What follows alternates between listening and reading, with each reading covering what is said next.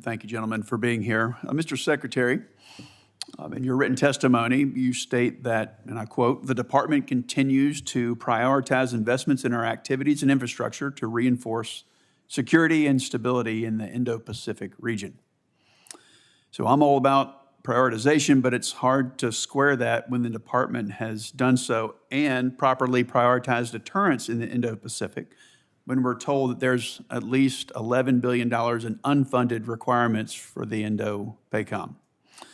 Over the weekend, this committee received a letter from Secretary McCord in fulfillment of your, Mr. Secretary, responsibility to submit a report that prioritizes matters identified as unfunded priorities by the senior military officers of the services and combatant commands. So, Mr. Secretary, is there a reason that you chose not to prioritize the list of unfunded priorities submitted to this committee? Our most pressing priority currently, Senator, is to try to get the supplemental passed. And if we can get that through, I think that will help us in a number of ways. And so I certainly appreciate the Senate's help in terms of the bill that you passed. And I would hope that we'd see some progress on this going forward. Our commanders are required by law to submit unfunded priority lists.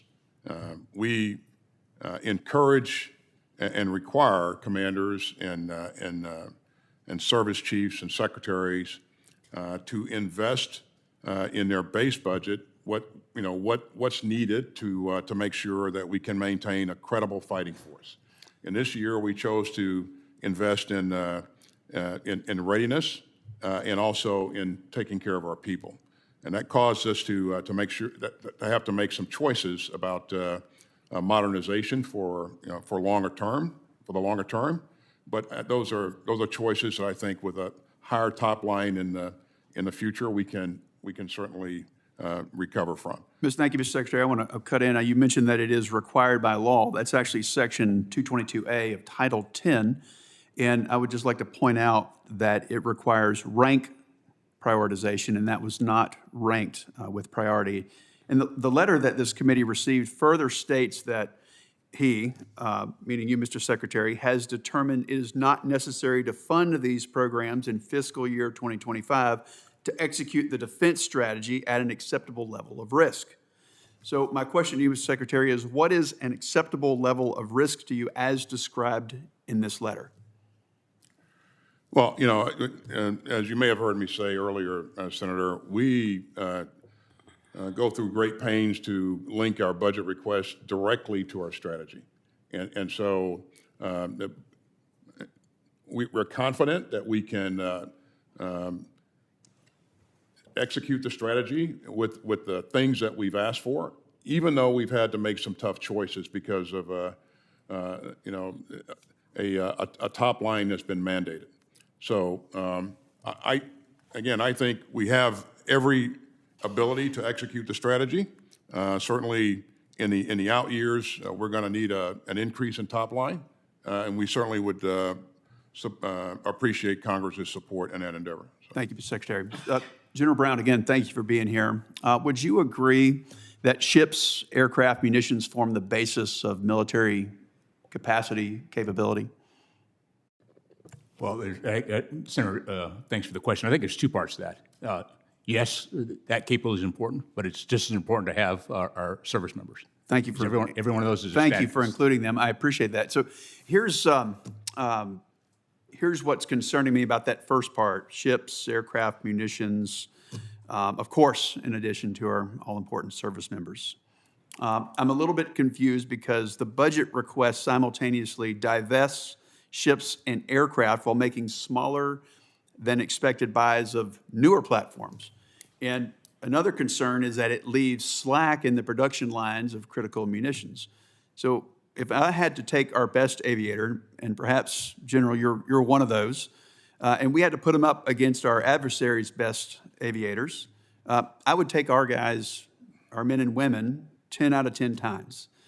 But at some point, any conflict becomes a numbers game. It becomes about mass. So if China were to decide to invade Taiwan next year instead of 2027 or 2035, are you concerned, General, at all that we're leaving ourselves with a massive capacity gap? Senator, one of the things I focus on as a chairman and as a warfighter is to be ready at all times. No matter what, because you can't predict the future, but we have a responsibility to shape the future, and that's why we're here to testify on this budget. It's also the reason why, for example, the multi-year procurement that was put out in the 24 NDA is so important, and to be able to continue that with consistent. Talked about the F-15E Strike Eagle. The committee heard from the commander of Indo-PACOM that there's a role for Strike Eagles in the scenario in Indo-PACOM. Now, the head of